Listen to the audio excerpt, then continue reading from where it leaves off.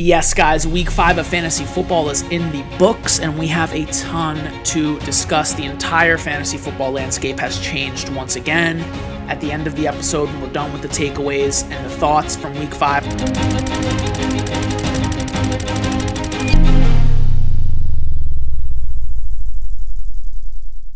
We'll transition into an early waiver wire section of the show.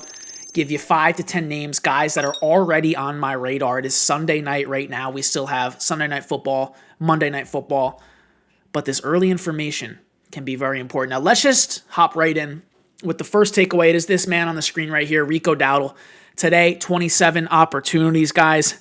Over 200 yards rushing. This was insane. Now, real quick, before we get to Dowdle and the Panthers' backfields, this says a lot about the Miami matchup. So, any team that is going against the Miami Dolphins coming up, that running back needs to be on the radar. The backup running back needs to be on the radar.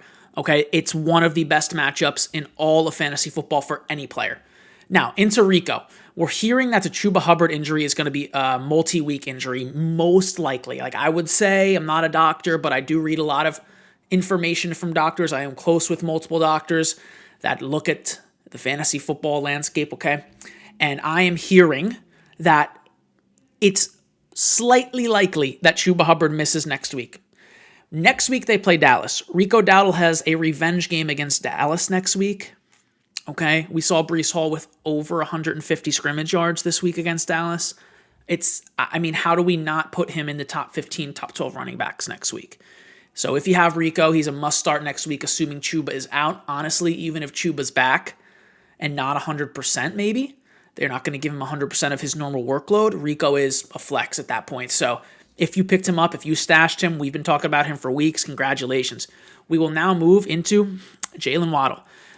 Speaking of the Dolphins, for Jaylen Waddle, he is the new wide receiver 1 in Miami. 9 targets this week. That is his most since week 14 of last year when he had 12 targets.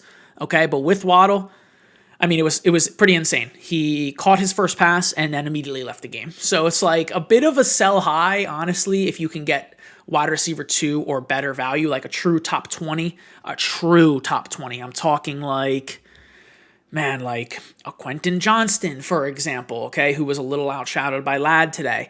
Obviously, he's like top 10, top 12 rest of season, but a true top 20 guy, a Courtland Sutton maybe, who he had a nice game. I'm blanking on some buys for Jaylen Waddle, but if you can move off him for a guy that you put in your wide receiver 2 spot every week and go, I feel totally fine with that, I would probably do that, okay? Jonathan Taylor, we'll move to him. Not much to say here. 3 touchdowns for the second time this season. Top 5 overall player rest of season, and really just contending for the RB1 yet again. It's a 5th straight week we've said that. Garrett Wilson, 19.1 PPR points. Now, I got to be honest, I didn't believe it would continue with Fields. I know the matchup is amazing, but if we look at the schedule coming up, it's low-key only getting better. After Denver, he's getting Pat Surtain next week, but then it's Carolina, Cincinnati, then the bye week, then Cleveland. You can't run on them. You have to pass, kind of. So I'm really eyeing, that Carolina and Cincinnati portion of the schedule before the bye. If you have Garrett, he's a hold for me. If he's your wide receiver 2, congratulations. If he's your 1, I'm maybe looking to sell high, especially if you are, at this point, 1-4, 2-3, a record like that, even 3-2. But he, every week I come to you and I'm like, he's a hold, he's a sell, right? It probably means he's a hold. So you should be feeling good if you own Garrett. Another guy you should be feeling pretty good about is Javonte Williams. There was a lot of talk whether or not the Jaden Blue activation today would feed into this, and we will take a look at Blue real quick. I believe he had 4 carries for 7 yards. I'm sure, he didn't have a lot of chance to do anything. If he had 15 carries, he probably would have had a nice day, but Javonte, 16 carries, 2 targets, 135 on the ground, caught a touchdown through the air, and he was just inches away from a second rushing score today. 26 fantasy points today in PPR. Top 12 rest of season. We knew this from week 1. Our eyes did not deceive us. Another guy who is the wide receiver version of Javonte, honestly, is this guy, Courtland Sutton at Philly today. Season high 10 targets, 8 catches, also a season high, 99 yards, second most in a game on the season, 3 touchdowns in 5 games. He is a top 12 wide receiver. Now, he's a guy when you put in your wide receiver 1 spot, you're like, He's not really a wide receiver 1. But then he scores as that across the entire season. So that means he's a high-end wide receiver 2. This is a guy I'd be looking to trade for. The Jets are coming up, then the Giants, then Dallas, then Houston, then Vegas, then Kansas City. There is literally no letting up on the schedule. It's beautiful. In the playoffs, Vegas, Green Bay, that's tough. Jacksonville's kind of tough, but at home, I don't worry about that. We move on to Quinshon Judkins. I think there's a 30-plus point game coming here. We had a 56-yard touchdown wiped off the board today. Okay? 20-plus opportunities in every game as a starter. By the way, guys, this tweet that I'm kind of referencing on the left here is available. All my takeaways, all my thoughts, research, everything is available on Twitter at JoeRicoFF and at NoExpertFF, okay? But yeah, Judkins, absolute monster trade for candidate. We've seen 3 games as a starter now, 16.5 points, 21.5 points, and then 14 points in PPR with that monster touchdown wiped off the board. Like, you know, people watch the game and they're like, oh, Jerome Ford's in the game. Yeah, just buy Quinshon Judkins. He needs to be bought everywhere. Breece Hall, over 150 yards from scrimmage. We talked about him yesterday, or not yesterday, a moment ago, I should say. And expect more of this. I mean, Breece Hall in his prime, 24 years old, he is the workhorse now. 19 opportunities. Last week he had 20, so that's back-to-back with 19-plus opportunities. Braylon Allen is out, so it really should just be 16, 17-plus opportunities every game. I mean, how can you not be all over that? Matchup next week against Denver. You can run on them. You can't pass on them. So I'm expecting more of this. And if you have Breece, I mean, high-end RB2. High-end RB2 right in that Judkins category. These guys are kind of back-to-back for me. Tetairoa Mcmillan. With Jalen Coker coming back, I'm expecting the field to open up for Mcmillan. I mean, we have 8 targets in every single game this year. That's 5 straight games, guys, with 8-plus targets. Like, the breakout is coming, honestly. The breakout game is going to happen. When he has just 10 targets, 2 tutties, 35 fantasy points, it is coming. It might come next week against Dallas. It might come the following week against the Jets or Buffalo. These are all good matchups. Trade for Tet McMillan right now. Who did we talk about earlier that I was like, oh, flip him? Waddle. Waddle for Tet. This is a trade I would be making. I prefer McMillan. Speaking of the Dolphins, we'll go back to them. I do have Achane really as just a high-end RB1 rest of season. He's like become this unsexy player. It's like a full 180 where, you know, he's not our favorite, but over 73% of snaps in every single game. 7-plus targets in 3 games this season. Those are wide receiver 1 numbers, okay? Okay, wide receiver 2 numbers, I should say, for the target department. But Tyreek Hill's out. Right back to 7 targets this week. He only had 2 last week against the Jets. Back in the end zone, guys. Like, there's so much to like with Devon Achane. 3 receiving tutties this year, only 1 on the ground, and that's a good thing because I doubt at the end of the year he has more receiving than rushing. Chargers next week. Cleveland, that's bad. Atlanta, that's bad, but then it opens up a bit. Baltimore, Buffalo, Washington, I'd be trading for Achane. We go to Jake Ferguson now. And this guy really might finish as the best tight end in fantasy. I mean, honestly, this is getting out of control. 5-plus catches every game. The last 3 games, 7-plus targets in all of them. 9 targets today. Only 49 yards, but 2 touchdowns. He is Dak's go-to guy. And when Lamb comes back, like, you can use that as a buying point. Yo, CeeDee Lamb's coming back next week. Ferguson's going to regress a bit. Here's Hunter Henry. And excuse me, because he's about to play in about 30 minutes. But here's Hunter Henry. Here's, I don't know, any tight end that's doing well that isn't named Jake Ferguson, you know, minus McBride. I still prefer Bowers rest of season. We'll talk about him in a little bit, but I mean, who else is it? Tucker Kraft, give me Ferguson. That's where I'm at with this guy. What else do we need to see? Moving along, we will stay with the tight ends. We'll go to Theo Johnson. Spoiler alert, maybe we talk about him during the waiver section, but we have back-to-back weeks here with the touchdown. In fact, he had 2 this week. Jackson Dart has 3 touchdowns passing in his career. All 3 have gone to Theo Johnson. He had 70% of snaps last week. I'm sure that number is going to come in this week at around 70%. 7 targets, 6 catches. Like I said, 2 tutties. Favorite target for Dart. We go to McCaffrey. I mean, we're all over the place here, but I want to just discuss every single player. We go to Christian McCaffrey. What do you want me to say? Look at these targets, dude. I'm getting out my phone calculator, and I'm going to do a little bit of math because this number is about to be insane. So here's his target totals each week. Week 1, 10, okay, then 7, then 15, then 11, then 9.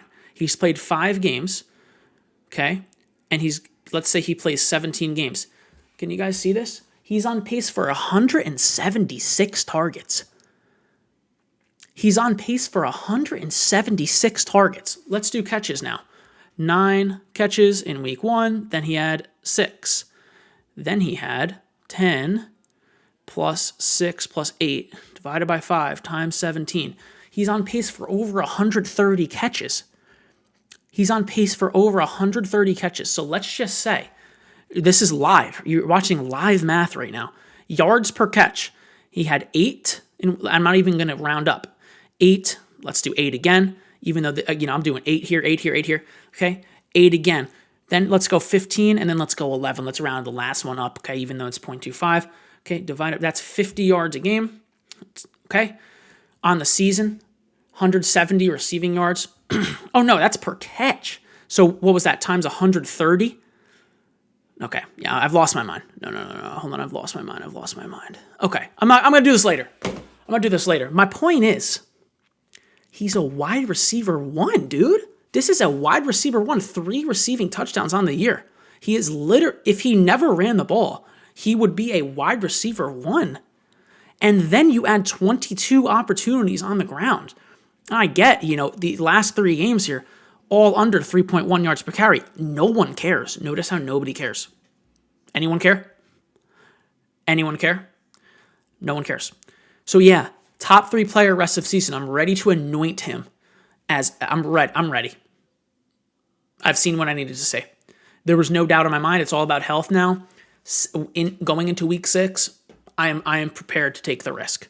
Puka, McCaffrey. I mean, we talked about Taylor before. I still have Gibbs there. Anyone else want to enter the top 5 rest of season discussion? Anyone? Sure, maybe Bajan. Sure, maybe Amon-Ra. Sure. But, there is an elite tier forming here. And maybe JSN, who we'll talk about in a bit. That was a nice Christian McCaffrey rant. I'm happy with how that went. Other than the part when I could not complete Algebra 1. All right. We move to Kendrick Bourne. So maybe talk about him in the waiver section too. He is a start that is completely dependent on whether or not Ricky Pearsall, and or Juwan Jennings are playing. If they are not, if either one of them is out, you can go ahead and start Bourne in the flex, especially in PPR. 11 targets, 10 catches, 142 yards. He was awesome. Plays Tampa Bay, and man, I'm watching Tampa Bay, dude. When I watch them play, so I played JSN today. I'm a little bit on edge. I don't know if you can tell. I got smoked in my home league. Shout out my boy Schneider if you're listening and or watching. Good game. You deserved the win. But, I watch the Tampa Bay defense, and I just stare at the wide receiver 1. They don't cover the wide receiver 1. It's insane. And this is not just a typical, oh my God, you're so upset, guy on the couch yelling, guard him, cover him. This is not what this is. I've never seen anything like this. And when they guard the wide receiver 1, it doesn't even matter if he's the body-to-body coverage, it's a catch. It is the worst secondary. I'm at a loss for words. What I've seen JSN do today, and I understand. There are maybe 1 or 2 better receivers on a per-route basis than that man. I get it. I'm fully aware. But, dude, A.J. Barner catching touchdowns left and right, the tight end 1 on the week. Who is A.J. Barner, man? So, anytime you see this at Tampa Bay versus Tampa Bay, and you have a pass catcher against that team, congratulations. Honestly, just put 20 points in there. It's out of control. So, yes, Kendrick Bourne, if one of Jennings or Pearsall is out next week, might be the case, go ahead. Just go ahead and put him in. Just go ahead. Okay, I'm done. I'm a little fired up, dude. I'm on edge. I got blown out today. Jamar Chase, all right. I have every player on the Lions offense. I literally have every one of them besides David Montgomery. So when David Montgomery takes the Wildcat snap that was meant for my quarterback, Goff, and throws a touchdown, it's just, yeah. Okay, Puka Nacua. Not much to be said. We mentioned him before. He had his second to worst game of the season, and it was 24.5 PPR fantasy points. He reminds me of the McCaffrey of the wide receiver position, where so long as he's healthy, so long as Stafford is healthy, Best player in fantasy ceiling, top 3, top 2 overall, clear wide receiver 1 rest of season, 12 plus targets in every one of the last 3 games. It's out of control. 10 plus catches in every one of the last 3 games. It's out of control. This guy is out of control. Baltimore next week. Yo, he plays Baltimore next week. It's out of control. All right. Now we'll get into some of the later game stuff here, where we had Jacory Croskey-Merritt hit a true breakout, 150 plus scrimmage yards, 2 touchdowns, season high 16 opportunities. I'm interested to see how this snap percentage comes in. Let's take a look at the other running backs today, see what they did. And so I like these kind of rapid reaction videos because I get a chance to investigate as well. So we're looking here at Chris Rodriguez, 5 carries for 7 yards. Nice. So we understand now why that Bill is the best running back. I'm happy they're seeing this. It's a complete backfield takeover. Jeremy McNichols, 1 carry, 6 yards, 2 targets, 1 catch for 12 yards. Yeah, no. So Bill is taking this over. Let's look at the schedule. My lord, Chicago, Dallas. Oh my, yeah. Okay. I mean, this is borderline must start. We'll see what the actual usage comes in that. I mean, if it's 45%, 50%. I wish it's a little higher, but I imagine the snap percentage has got to be 60, 65. Don't quote me, but this type of usage, this type of opportunities, I imagine it's there. Let's take a look at Egbuka now. Go back to Tampa Bay on the other side of their defense. I mean, imagine if this guy ever got the chance to play the Tampa Bay defense. Honestly, dude, imagine. Best game of the year for him. Over 30 fantasy points. I don't care who's back. I don't care if Mike Evans comes back healthy next week. I don't care if Chris Godwin ramps up in 5 weeks. I don't care if you get prime Calvin Johnson and bring him into the Tampa Bay offense and you put prime Matthew Stafford at QB. I don't care. No one's outscoring this guy on the Buccaneers rest of season. He is a top 12 wide receiver. I've seen enough.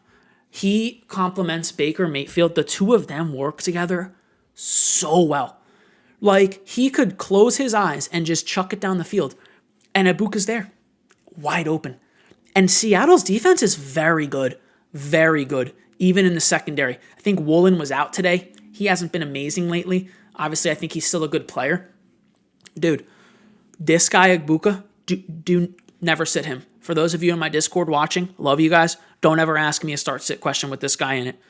Yo, Egbuka or prime Jerry Rice, Emeka Egbuka in the lineup. That's how I feel, honestly. Top 12 rest of season. An underrated ranking riser. We all knew he was good. What I've seen today, underrated ranking riser, top 12. I was reluctant to put him there. No longer. He will be there rest of season. Rachaad White on the same team had a very nice day. A high-end RB2 until Bucky returns. This was not the Sean Tucker show, which I'm happy, not for Sean Tucker, but for kind of us and myself, where I was projecting this really to be Rachaad White's business, and it was. Tucker had 3 targets, White had 4, so that was close. But then in terms of the carries, White 14, Tucker only 3. And White looked good. Quick, elusive, strong, getting yards after contact. I was very happy with what I saw from Rachaad White. And with that said, like I said, top 15 running back. And against San Fran next week at home, we just saw ETN light them up in week 5 or week 4, whatever it was. We saw Kyron Williams take them down this week in week 5. So San Fran, you can run on them. Expect Rachaad White to do so. Let us move along. Michael Carter. If he's still on your waiver wires, we will talk about, this backfield in a second. But yeah, for starters, this is your RB1 in Arizona until Trey McBride returns. 23 total opportunities. You got to be feeling pretty good about Michael Carter. At Indy next week is a tough matchup, but, straight off the waiver wire city here from Michael Carter, steps into 23 opportunities, got in the end zone, under 3 a carry, doesn't really matter. The Cardinals completely imploded.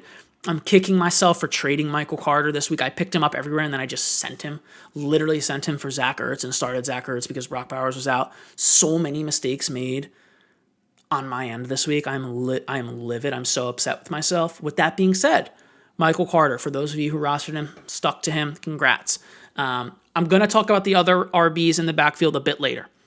Same team, Marvin Harrison. I was encouraged from what I saw today. The offense kind of imploded in the second half, but in that first half, he caught that huge catch, should have been a touchdown, down at the 1, 98 yards, only 5 targets, caught 4 of them.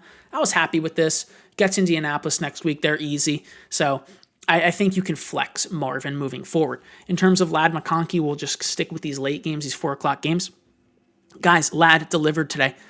7 targets, caught 5, got in the end zone, played Washington, easy matchup. But it's just nice to see that, like, okay, I've seen Lad now produce for me at the wide receiver 2 level. And, you know, it's just, I will feel better putting him in the lineup. We've talked about Miami in this video, but yes, at Miami next week, he should be started. Jackson Smith-Njigba, let's go back to him. Okay, let's go back to this guy. Could talk about this guy all night. This guy, this absolute beauty, man. Oh my God. 9+ targets in 3 of 5 games. 8+ catches in 3 of 5 games. Both of those he had today. And a touchdown today. When he, on his touchdown, he motioned out of the backfield into the slot and just like obliterated the guy in front of him. Clearly one of the Tampa Bay defenders. I mean, this guy was serving hot dogs literally in the stadium. They pulled him down and to guard JSN for this play. Seriously, that's how JSN made him look. Like, they were like, yeah, I'm done. But my point is, I seriously think that he can compete for wide receiver 1 overall on the season with these type of PPR numbers. In PPR, he's like the Jahmyr Gibbs of wide receivers, okay? His PPR totals this year, 19.4, 18.3, 20.6, down week 13 at Arizona, okay? And then today, 27.2, his best game of the season. If he does that for 17 games, he's going to be really firmly in that conversation. It might be Puka JSN at the end of the season. Like I said, it reminds me of the Jahmyr Gibbs kind of story where, knock on wood, Jahmyr Gibbs plays 17 because he's young, in his prime, and he's healthy, and he produces just very steadily, very elite all year, and ends up as the PPR RB1 with that massive 40-point game last year. Like, I could see that happening for JSN. Move to Darren Waller. Actually, I'm gonna skip Waller for now, right? No, we'll talk about Waller. So a little preview into the waiver section. But yeah, Darren Waller, 5 targets today, caught all 5 for a touchdown. Tua really likes him. Do I think he scores next week against the Chargers to make that 4 touchdowns in 3 games off the couch? I don't know, okay? But does he need to? Because today he had 12.8 points without the touchdown. So I think Waller is a very good stream, and should be picked up on waivers for fantasy teams needing a tight end. Let us move now into the waiver wire section of the show, and there are some names. It's not the craziest waiver wire, but there are certainly some names to discuss today, beginning with a kind of a sneaky one. And like I said, I'm recording this Sunday night. It'll probably get posted Monday morning. So maybe we get some more news, whatever. But Omarion Hampton left the game here with a ankle injury. I don't know the deal. He was out. In the meantime, we did see Kimani Vidal come in and look pretty good, over 4 yards a carry, 4.5. I thought he got in the end zone. It must have gotten called back. I'll look at the other RBs. We have Hassan Haskin actually had 5 rush attempts. These are just like some sneaky names to add. Kind of like guys where it's like, oh, Hampton's hurt, but it's not like a super serious injury. And then, oh crap, it's Wednesday. He's not practicing. Okay, we need to monitor this. And everyone's rushing for Vidal, but you have him already, right? If you really have those open bench spots, deep leagues. Speaking of deep leagues, Bam Knight. Only 4 carries, but got in the end zone, saw a target. Like, worst case, desperation flex and a deep league play, like in these crazy leagues where you get points for opportunities and things like that. But it's less so Bam Knight. And just a discussion about the backfield real quick. We saw Demarcus have a monster rush, okay, but only 3 rushes, guys, 81 yards. And he dropped the ball as he was running across the end zone. We've been seeing this in the NFL lately. It's pretty heinous, but yeah, he did. And then they went on to lose the game, I believe. I'm pretty sure they lost the game. I'm not going to Google the game right now, but like I started recording this when it was ending, and pretty sure they were losing. So, I mean, guys, 3 attempts here, and we're looking at Michael Carter. Okay, the clear one on this team. Michael Carter with 23 opportunities. Insane. So Carter must be rostered.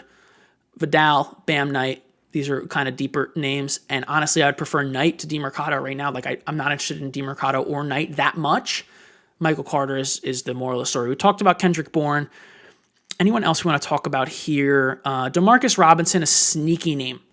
If both of those guys are out, Pearsall and Pearsall and Juwan Jennings, you can do worse than Demarcus Robinson seeing 7 targets against Tampa Bay. My goodness, I would not be surprised if he scores next week. Okay. Now, this guy, Ryan Flournoy, 9 targets today, 6 catches. He is the wide receiver 2, essentially, I guess, for the Cowboys. Kind of came out of nowhere, was getting talked up in practice, but over 100 yards today. They play Carolina next week. If CeeDee Lamb remains out, he is a guy that you could flex for sure. For sure. Tory Horton delivered today. 4 targets, 3 catches, got in the end zone. He now has 3 catches, guys. 3 touchdowns in his last 4 games. And if Tory Horton were to ever see like 65% of snaps, right now he's around 40%. If he were ever to see 60, 65, maybe, dare I say 70, kind of get elevated into Cooper Kupp's role, I mean, he's an every week flex for sure. Every time he touches the ball, it seems as though something good's happening.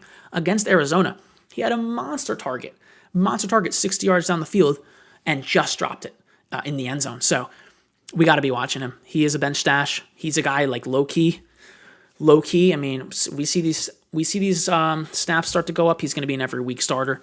He's giving me like rookie year Amon-Ra St. Brown vibes, where every time he touches it, he does something good with it. We really like Tory Horton. We'll get into the tight ends real quick, and then some guys who are on bye this week. So Mason Taylor must be discussed. Last 3 games, 6 targets, 7 targets, 12 targets. And then today, 9 catches on those 12 targets. Playing Dallas, I get it, but next week against Denver, Pat Surtain's going to be doing his thing. Okay, against Wilson, I wouldn't be surprised, and they're going to be losing the game. I would not be surprised if Taylor comes out, has another 8 targets. In PPR leagues, I think he's an absolutely great stream. The rookie, a lot of hype around him, okay? Son of a former Pro Bowler. There's a lot of good stuff here. Theo Johnson, it's a good week for tight end waivers. Theo Johnson, we talked about him. Jackson Dart has 3 passing touchdowns in his career. All 3 have been to Theo Johnson, playing well over 70% of snaps. We get to Jake Tonges, and George Kittle is not supposed to come back in week 6. Guess who they play? At Tampa Bay. My mouth is watering. I'm literally salivating at that matchup. Any player against Tampa Bay. My mailman in the slot versus Tampa Bay, 35 fantasy points. I'm serious. We love this. Jake Tonges is priority pickup at tight end. 11 targets in week 5. Caught 7 for a touchdown. That's 2 straight games with a tutty. He is a guy who I could see go ahead and score another one in week 6 against you-know-who. Now, these next 2 players are on an offense I love.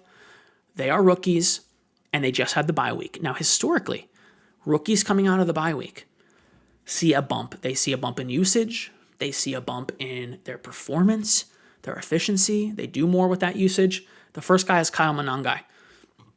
DeAndre Swift has not been amazing for real life purposes. Under 3 a carry in his last 2 games. Got in the end zone last week. Definitely saved him. So Monangai, 4.5 yards per carry last week. He had 4 yards per carry in week 2. Not great against Dallas, 2.6. But when he gets the ball, you kind of just see a different gear. We kind of just see him go a little crazy when he gets the ball. He's an angry runner, a bit more of a controlled Pacheco kind of, where he gets up the field a little quicker. He doesn't look like he's running in place as much. Keep an eye on Monangai. He's a good stash.